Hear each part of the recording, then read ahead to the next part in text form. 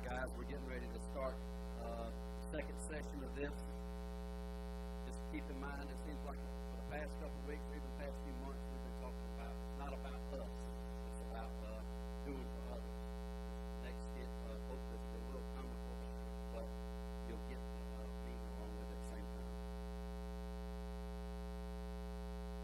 Each year at Christmas, we exchange gifts in remembrance of the wise men's gifts to the baby Jesus and God's gift to us, Jesus Christ, our Savior. During this time of the season, we should be full of joy and show God's love to each other. For lots of us, the opposite happens. We get caught up in the hustle and bustle of life. We forget about the little things and neglect to reach out to those in need.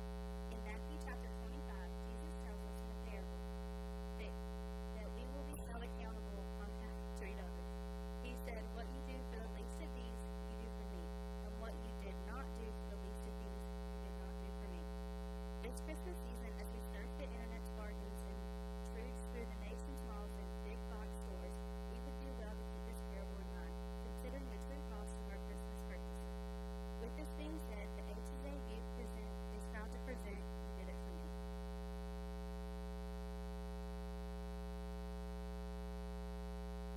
It was the week before Christmas, and all around the house, Gladys Ambleworth was hustling while admiring her blouse. Not a thing out of place could be found. The house was so clean, you could eat off the ground. Her nails, they were perfect. Her hair, well, she tried to curl them, but she began to twirl. Her clothes, they were costly. They were envied by all the girls.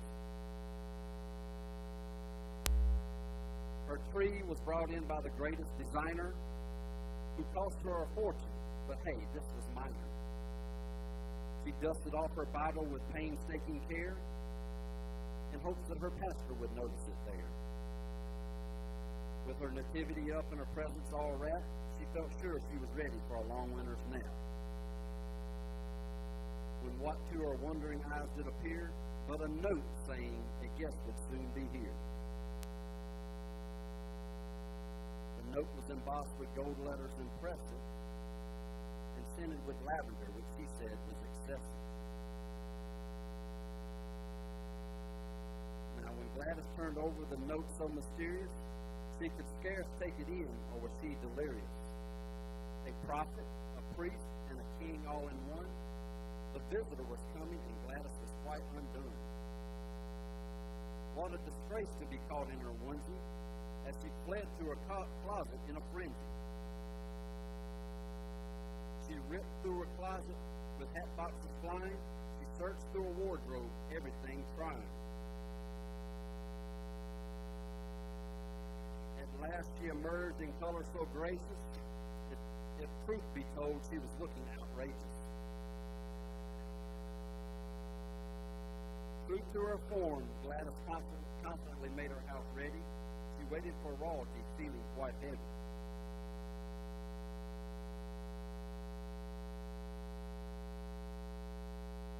When what did she hear but a knock at the door?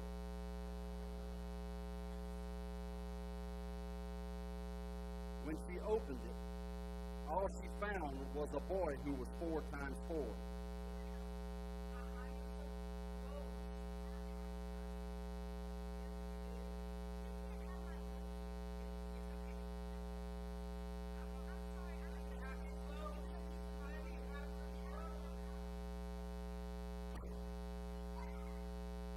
Now, Gladys considered herself good to the less fortunate, but no one could blame her for getting rid of this ornament. Destined to receive her guest fare, she went to the mirror to puff up her hair. She decided to sing as she made up her table.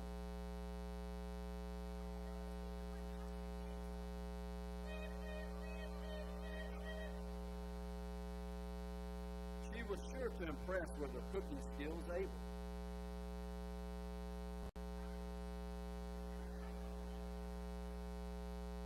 At last came the knock, and Gladys began to twitter. She knew it was last minute, but she threw on some glitter.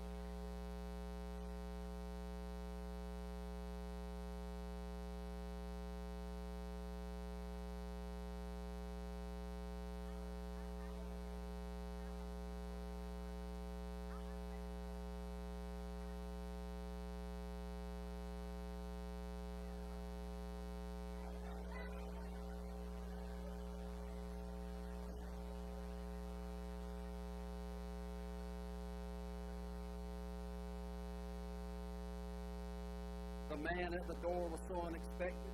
He was filthy, tired, and utterly rejected. How could this be tonight of all nights? These beggars show up and threaten my delight.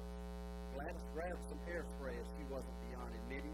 She was glad to get rid of the smells he had been emitting.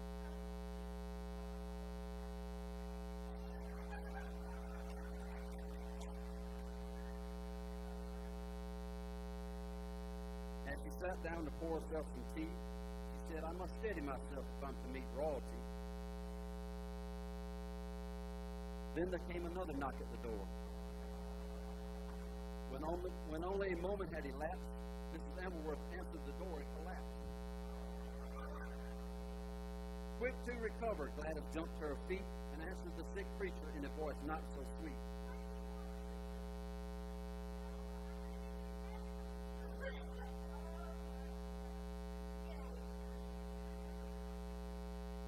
The events of this evening seemed so completely absurd that Mrs. Amelworth nearly had a bird. It will be impossible to welcome this king, nor a duke, unless he could get rid of this Jew.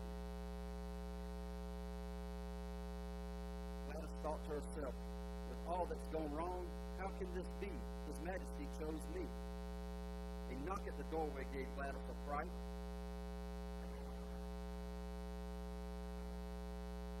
She swung open the door, half expecting this sight.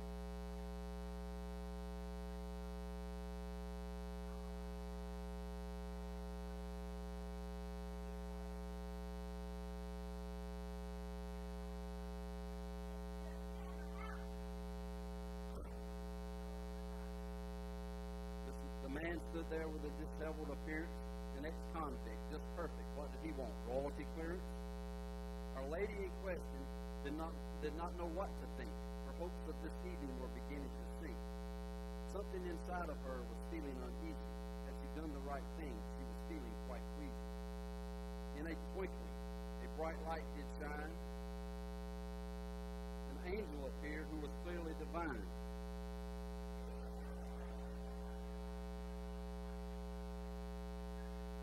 The angel told Gladys about her real work and reminded her of the humility of Jesus Christ's birth. They talked of the visitors, and God's Spirit helped her see, what you do for the least of these, you do it for me. Gladys now realized the error of her ways. She got down on her knees and began to pray. It's always amazing what God can redeem. We must remember Christ's birth was completely supreme. How God planned the end of Christ from Christ's humble beginning, which would offer us freedom from a life full of sin.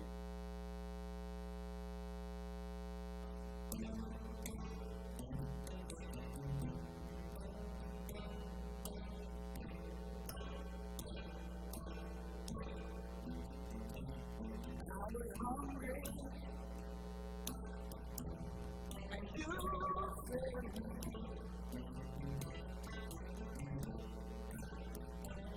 I was thirsty, you gave me drink.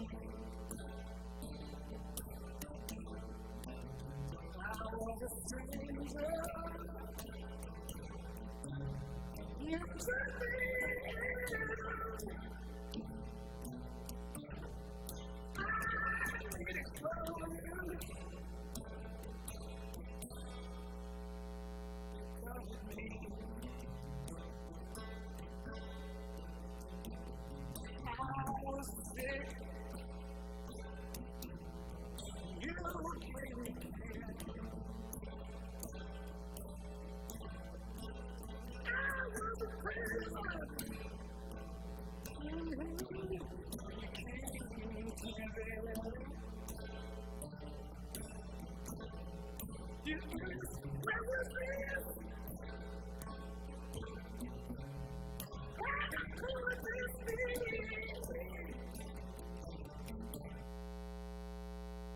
Mrs. Amelworth is Megan.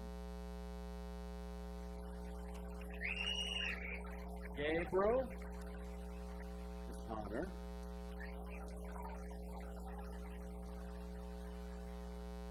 Josephus is Sam.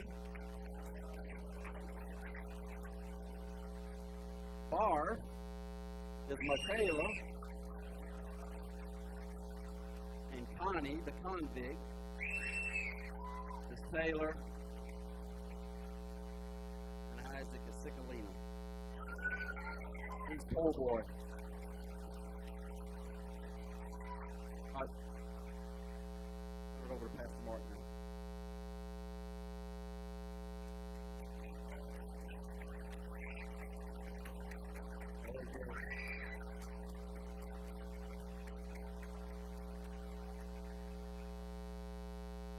Tonight I told you we were going to have some lighthearted fun. As lighthearted as that was, it's a very powerful, very serious message. The Bible says, Jesus said, whatever you've done to the least of these, you've done to me. That's the real deal. And you know that this time of the year is often a time where the generosity in us is exposed, and we give. We give to the Salvation Army, the guys ringing the bell. We've been so generous to give within this body. But here's the thing. If we only give one time a year, what about the other 364 days? What about the other 11 and a half months? The Bible says that we entertain angels unaware sometimes. There's a powerful song. They'll not sing it for you. What if Jesus comes back? What if he came back as a bum on the side of the road? What if he came back and was hungry and needed food? I'm going to bless the food tonight, but I want you to pray about something, and I want to ask you to examine what God has put in your hands. It's the parable of the talents, and I'm certain that God has blessed each of us to be a blessing. You can't take anything from this world with you. All that we can do here is invest in eternal riches. So look at what you have today. If you have a car, you can give a person a ride. Amen? If you have more food than you can eat on your plate, you can bless another who's hungry.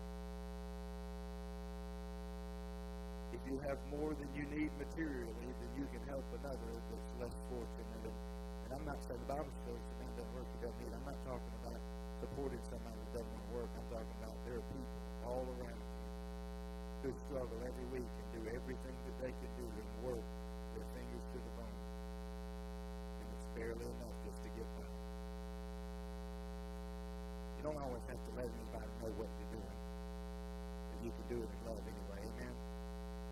So my prayer for you is